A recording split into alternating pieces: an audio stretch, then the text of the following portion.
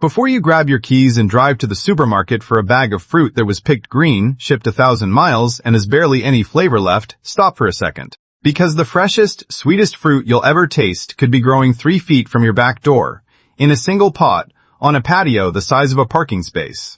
I know what you're thinking. You don't have an orchard, you don't have acres. Maybe you don't even have a yard, just a balcony and a couple of square feet of sun. Here's the truth. Almost nobody tells you. You don't need any of that. With the right dwarf fruit tree and one good-sized container, you can grow bananas, mangoes, figs, blackberries, even pineapples, right where you're standing. Today I'm counting down 15 forgotten dwarf fruit trees that absolutely explode with fruit in pots. 15 trees, 15 harvests, 15 flavors. Most of your neighbors have never tasted fresh in their lives. Some of these will surprise you. A couple might sound impossible. And the number one tree on this list is the one I'd plant first if I could only choose one. So stick with me all the way to the end. Welcome back to Peaceful Green Gardens. If you love the idea of growing real food in small spaces with no fancy equipment, you're going to want to subscribe, because that's what we do here every single week.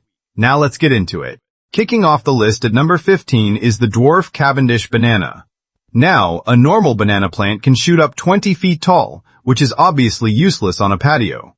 But this one is a natural dwarf that tops out around 6 feet, and that makes it the ultimate tropical showpiece for a container. Here's the thing about bananas though. They're top-heavy, and they grow from a big, fleshy underground base, so you need a serious pot. Go with a heavy-duty 15-gallon hard plastic container so a strong wind doesn't tip the whole thing over. Fill it with rich, slightly acidic potting soil loaded with compost, and mix in some perlite so it drains well. You don't grow these from seed. You buy a live-rooted pup, also called a sucker, from a good nursery, so you know exactly what you're getting. Then put it in the hottest, sunniest spot you've got. Bananas are almost all water, so in summer you'll be soaking that soil every single day. Never let the roots dry out. Feed it every couple of weeks with a fertilizer high in potassium and nitrogen. Be patient, because it takes about 12 to 15 months of steady growth before you get fruit. When that big purple flower finally drops and the green hands of bananas start to fatten up, you cut the whole stalk and let it finish ripening indoors. Then it's fresh smoothies and homemade banana bread all week. And here's a fun one to know. A banana plant isn't actually a tree at all.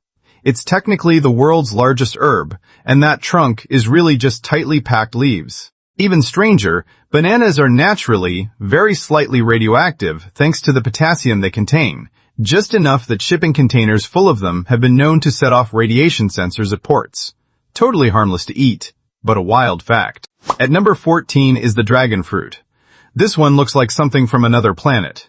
It's a climbing tropical cactus that produces huge, neon pink fruit, and it's a monster producer in a pot. Because it climbs, you'll want a wide 15-gallon container with a sturdy 4-foot wooden post sunk right into the center for the vines to grab onto. Use a sandy cactus and succulent mix, never heavy soil, or the cactus will rot fast. The easiest way to start is with a live cutting. Let the cut end dry and heal for about a week, then press it into the dry soil. Give it blazing sun, keep the soil just lightly moist in summer, and then keep it bone dry through winter so it doesn't get fungal problems. Feed it every couple of weeks with a high-phosphorus bloom booster. In late summer, the buds open into enormous, dinner plate-sized white flowers, and once they're pollinated, that base swells into a heavy pink fruit. You harvest by twisting it until it snaps off. Slice it in half and scoop out the sweet speckled flesh with a spoon. Now here's something you absolutely need to know if you grow this one. Those gorgeous white flowers only open at night because in the wild they're pollinated by bats. If you don't have fruit bats hanging around your patio, and I'm guessing you don't, the flower will wilt and fall off by mid-morning, and you'll get nothing. So set an early alarm, grab a small makeup brush, and move the pollen from flower to flower yourself before sunrise. Do that, and you'll get fruit. Coming in at number 13 is the star fruit, specifically the dwarf Hawaiian variety. This is a tropical evergreen that produces clusters of waxy yellow fruit, and it does great as a container tree. It grows a wide, thirsty root system, so use a large 15-gallon pot that holds moisture but still drains well, and fill it with rich, slightly acidic, compost-heavy soil. Buy a grafted dwarf tree, because seed-grown starfruit is a gamble and may never fruit properly. Give it bright, full sun, but shelter it from harsh wind. These trees love to drink, so water heavily and often, especially when the fruit is setting, and feed it every 4 weeks with a balanced organic fertilizer. A mature dwarf can give you several flushes of fruit through late summer and fall. Wait until those green ridges turn fully golden, then snap them off. Slice the fruit crossways and you get perfect little edible stars that taste like a crisp mix of green apple and grape. One important safety note here, and I want to be straight with you on this. Starfruit is perfectly fine for healthy people, but it contains a natural compound that can be genuinely dangerous for anyone with serious kidney disease. So if you or someone in your home has chronic kidney problems, talk to your doctor before eating it. And a charming fact, starfruit leaves actually go to sleep at night, folding themselves up when the sun sets and opening back up in the morning. Sliding into number 12 is the dwarf mango. I know, growing a mango tree in a pot sounds crazy, since wild ones can hit 60 feet. But compact varieties like Pickering and Coggeshall are bred specifically for big patio harvests on a small tree. Mangoes grow along taproot, so use a deep, heavy-duty 15-gallon pot for both root space and stability. Fill it with an airy, well-draining citrus or palm mix with some pumice worked in. Do not plant a grocery store mango seed. That gives you a giant tree that may never fruit well. Buy a grafted dwarf. Put it in the hottest, sunniest spot you have. Mangoes hate soggy roots, so water with discipline, letting the soil dry out a good bit between deep soakings. Feed monthly with a high-potassium organic fertilizer. The fruit comes in late summer, and you'll know it's ready when the skin blushes red and yellow and smells like sweet tropical perfume. Snip the thick stem, then dice that buttery orange flesh into salsa or blend it into a smoothie. 2 things worth knowing. First, mango trees are alternate bearing, which means a huge crop one year is usually followed by a lighter one the next. That's normal, don't panic. Second, mango is actually a botanical cousin of poison ivy, and the sap in the stems and unripe skin can irritate sensitive skin, so wear gloves when you're harvesting if you're prone to reactions. Number 11 is the dwarf ever-bearing mulberry. Most people run from mulberries because the standard trees grow 40 feet tall and the roots wreck foundations and sidewalks. But this dwarf version is a container superstar that cranks out buckets of sweet berries. Use a large 15-gallon fabric grow bag for this one. The breathable fabric naturally air prunes the roots, which keeps the tree small. Fill it with rich, loamy, compost-heavy soil.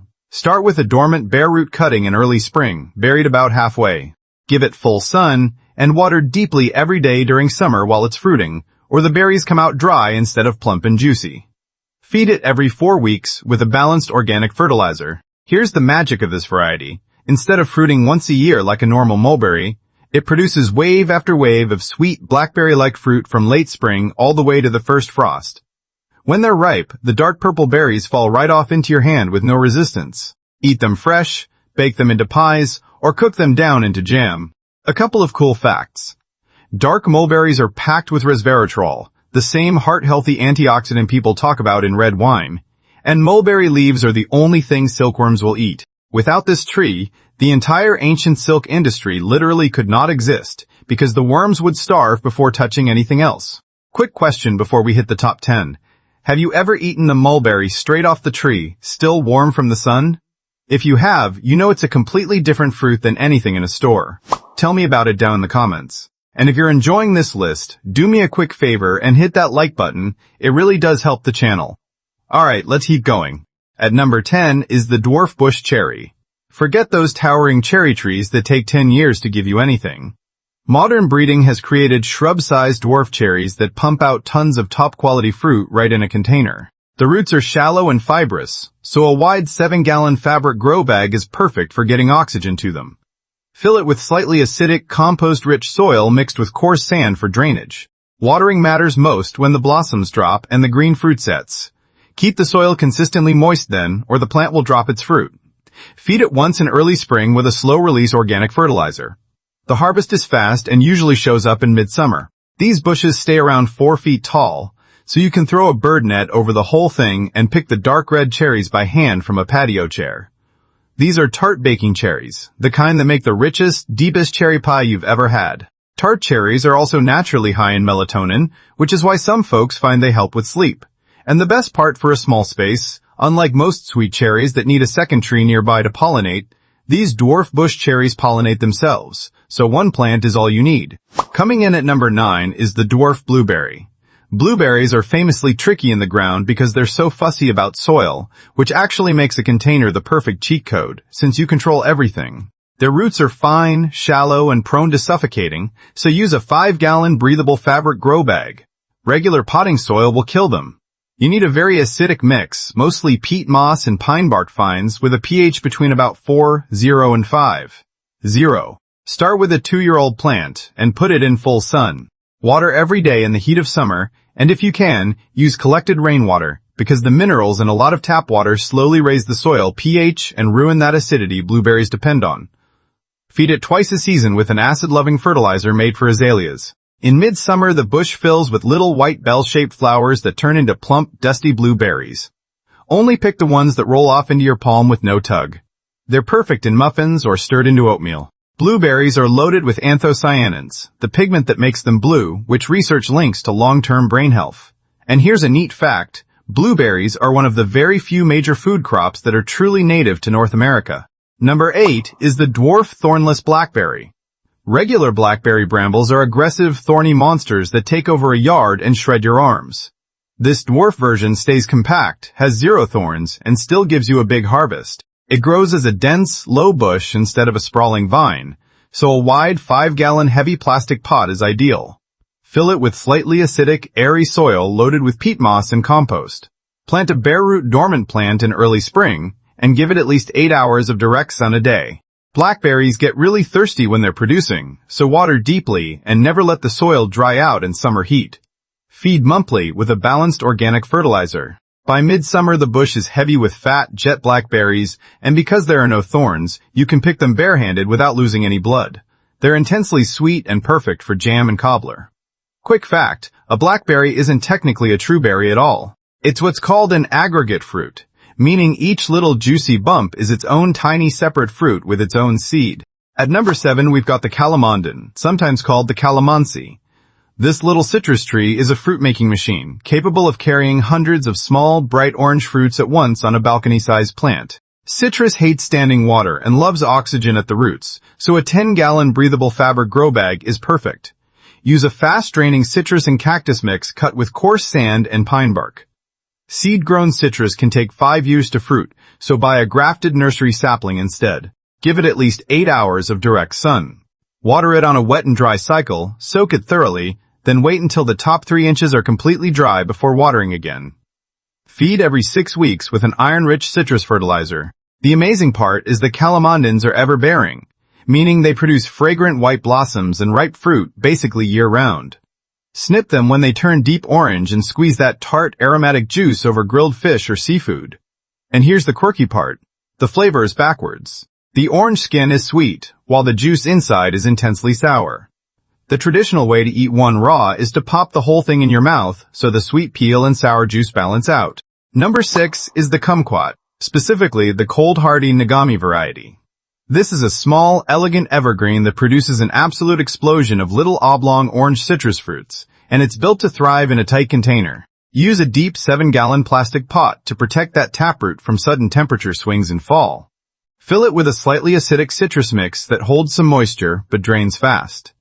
Buy a grafted tree and give it full sun all day. Kumquats get thirsty when they're fruiting, so water deeply every 3 days in summer and keep those drainage holes clear. Feed it every couple of months with a zinc and magnesium citrus fertilizer. The really special thing about kumquats is the timing. They fruit in the dead of winter, giving you a bright burst of fresh citrus when everything else in the garden is asleep. Snip them off individually so you don't tear the branches. Slice them thin for marmalade or candy them whole.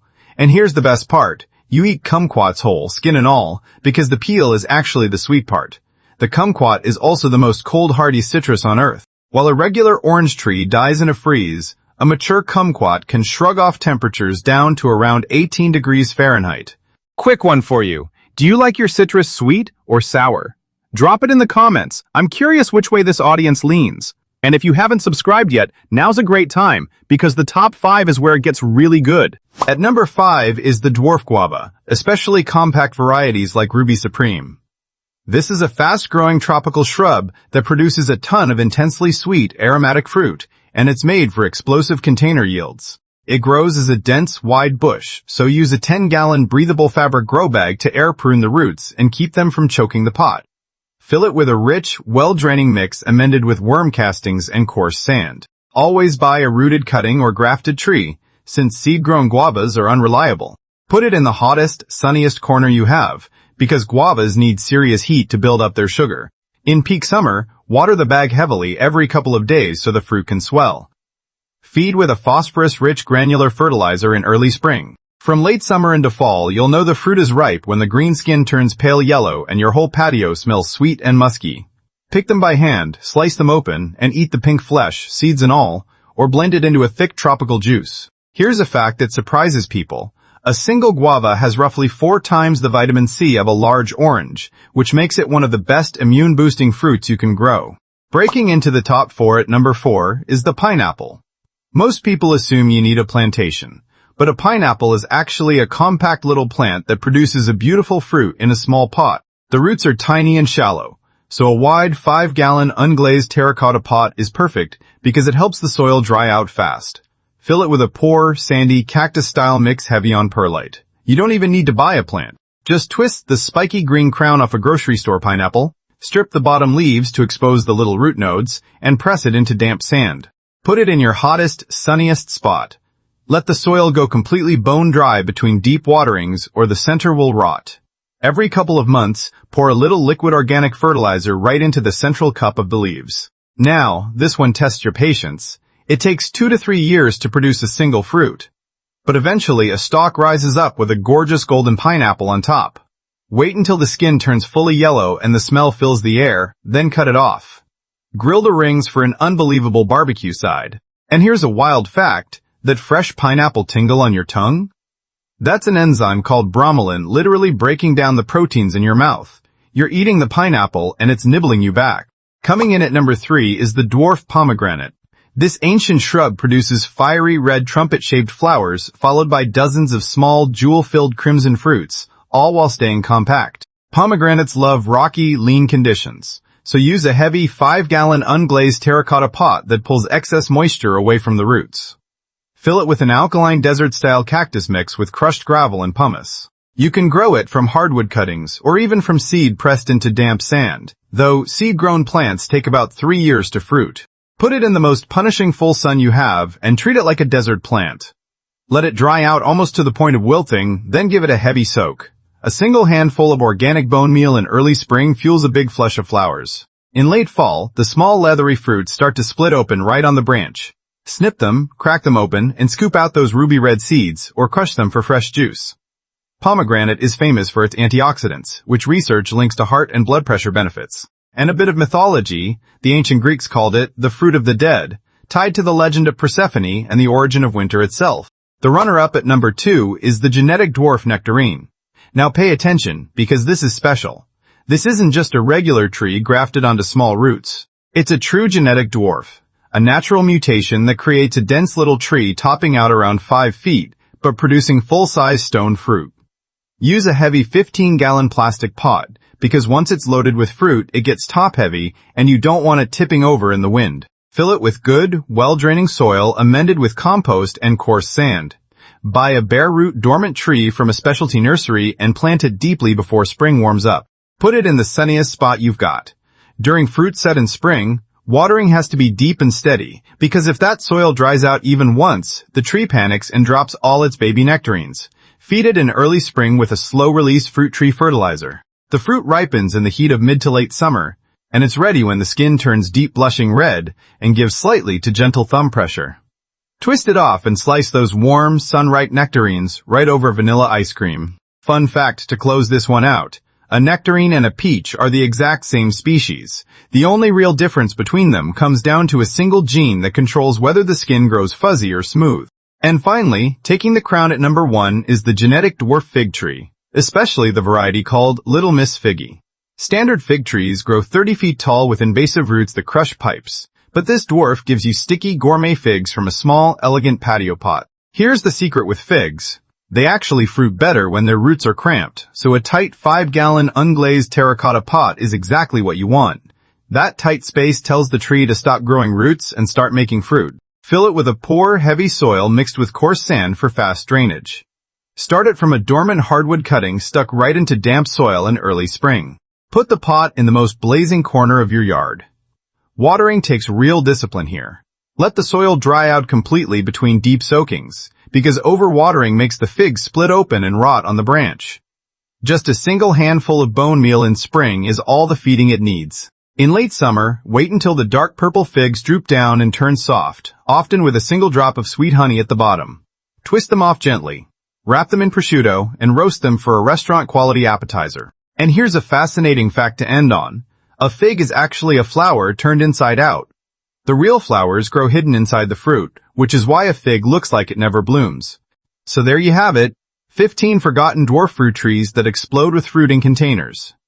From a 6-foot banana to a self-pollinating cherry to a fig that fruits better when it's crowded, every single one of these can grow on a patio, a balcony, or a sunny corner of a small yard. You don't need land. You don't need an orchard.